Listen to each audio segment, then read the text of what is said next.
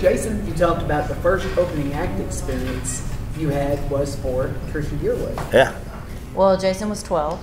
That's actually not far-fetched. I think I was 18. I'm chilling on a dirt road, laid back swerving like I'm George Jones.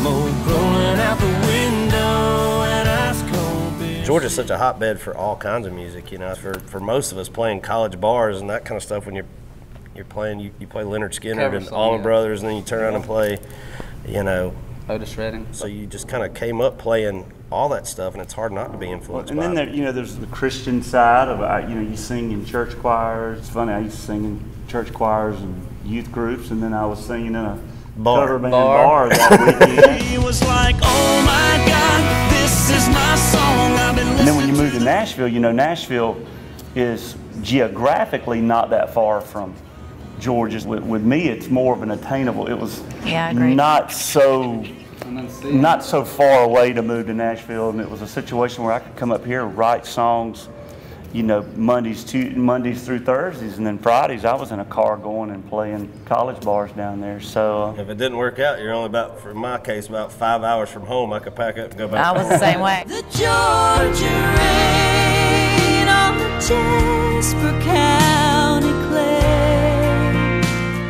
For me as a girl and a kid, I was like, well, there's not any new country artists coming out of Georgia. You got to remember when I'm in high school. And then when I got to be a little bit older, early 20s, and Travis Tritt hit and Alan Jackson hit, I'm like, okay, there's something in the water here. And now it seems like it's just, we're all drinking the same thing. It's a good thing in Georgia. I love to see it, and I love to see it continue. And I do agree that there is every kind of music you could want in that state, and there's a little something for everybody. No, they don't make guys like me. You get exactly what you see. I come from a long line of bloodline. You have to be from South Georgia. North Florida's a lot the same way. It's